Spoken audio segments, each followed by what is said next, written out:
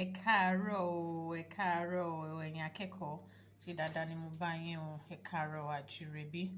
Lénìí mo fẹ́ ká ṣe ìkíni ní èdè Yorùbá.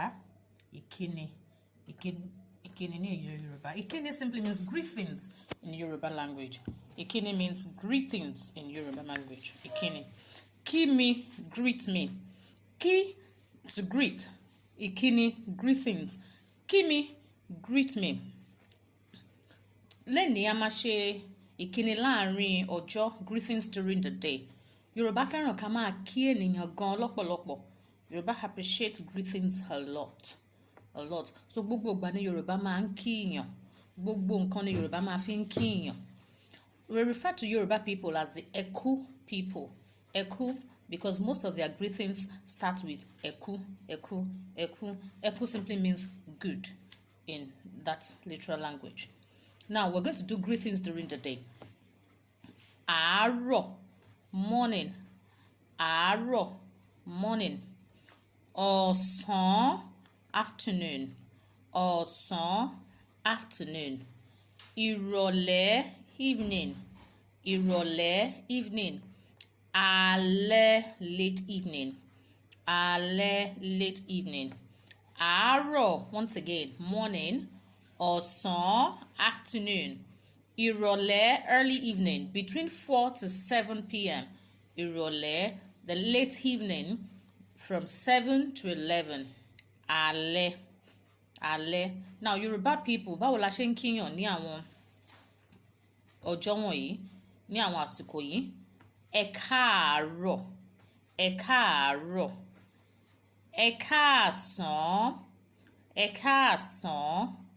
Ẹ kúrọ̀lẹ́, ẹ kúrọ̀lẹ́. Ẹ káalẹ́, ẹ káalẹ́. Ẹ káàárọ̀, good morning. Ẹ káàsán, good afternoon. Ẹ kúrọ̀lẹ́, good evening, early evening. Ẹ káalẹ́, good evening at night.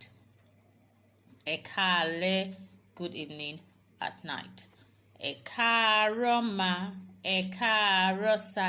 That Yoruba I speak, that Yoruba I speak. Ẹ káàárọ̀ ma, ẹ káàárọ̀ sà. That Yoruba I speak. Ẹ káàsán sà, ẹ káàsán ma. That Yoruba I speak, that Yoruba I speak. Ẹ káàsán ma, ẹ káàsán sà. That Yoruba I speak. Ẹ kúrọ̀lẹ́ ma, ẹ kúrọ̀lẹ́ sà. That Yoruba I speak, that Yoruba I speak. Ẹ kúrọ̀lẹ́ ma, ẹ kúrọ̀lẹ́ sà. That Yoruba I speak. Ẹ káalẹ́ ma, ẹ káalẹ́ sà. That Yoruba I speak, that Yoruba I speak. Ẹ káalẹ́ ma, ẹ káalẹ́ sà. That Yoruba I speak. Ìkíni láàrin ọjọ́ nìyẹn. Ẹ káàárọ̀ mà, ẹ káàsán sà. Ẹ kúrọ̀lẹ́ mà, ẹ káalẹ́ mà. Yorùbá nígbàgbọ́ pé ọmọ tó bá mọ̀yàn kí dáadáa, a child that knows how to greet, ọmọ tó tán léere tó dẹ̀ gbẹ́kọ̀ọ́ ni. A well-trained child greets properly in Yoruba land. Yorùbá dẹ̀ máa ń fẹ́ràn kí èèyàn mọ̀yàn kí wọ́n ní ìwà Tamilore máa dáa o. Ó mọ̀yàn kí, ó lọ́yàyà, ọ̀yàyà friendly. Yorùbá fẹ́ràn kéèyàn ní ọ̀yàyà, kí èèyàn dẹ̀ mọ ènìyàn kí. Nítorí ẹ̀ la ṣe bẹ̀rẹ̀ pẹ̀lú ìkíni. A gbọ́dọ̀ mọ bó ṣe ń kí àgbàlagbà. Ọkùnrin máa ń dọ̀bálẹ̀ ni o. Dọ̀bálẹ̀, prostrate. Prostrate that your chest will touch the ground. Bí ọmọ Yorùbá tàtà ṣe máa ń kíyàn nìyẹn. Ọkùnrin máa dọ̀bálẹ̀. Obìnrin ńkọ́? Obìnrin máa ń kúnlẹ̀ ni. Obìnrin, female, kúnlẹ̀, kneel down. Obìnrin máa ń kúnlẹ̀ ni. Obìnrin á ní ẹ káàárọ̀ ma o, ẹ káàárọ̀ sà o. Pẹ̀lú ìkúnlẹ̀, orúnkún méjèèjì ó máa ń kanlẹ̀. The two knees will touch the ground while kneeling down to greet an adult. To greet an adult in Yoruba land. That shows a well-trained or a child with a good home training.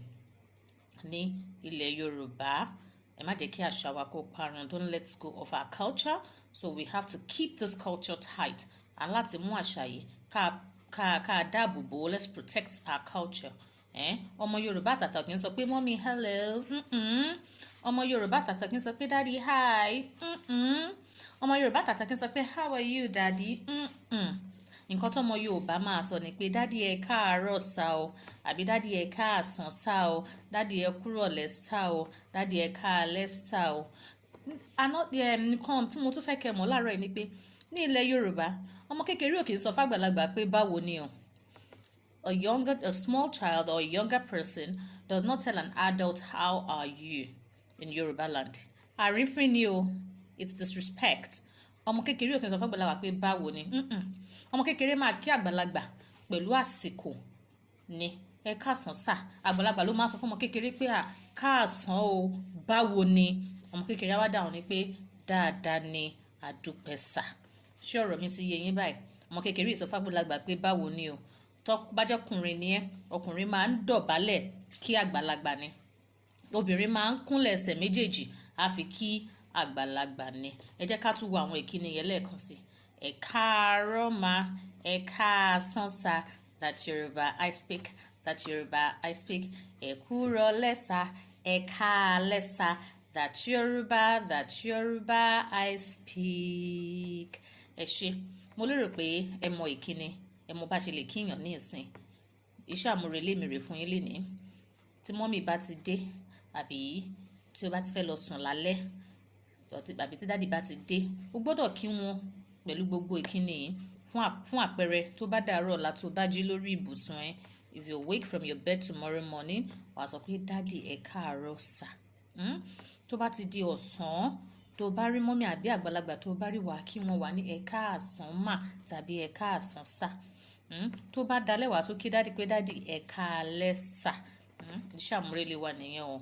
Mo dẹ̀ fẹ́ kẹ́ ẹ fún mi ní èsì àmúrelé yìí. Ó dàbọ̀ nísìnyí o. Ó dàbọ̀.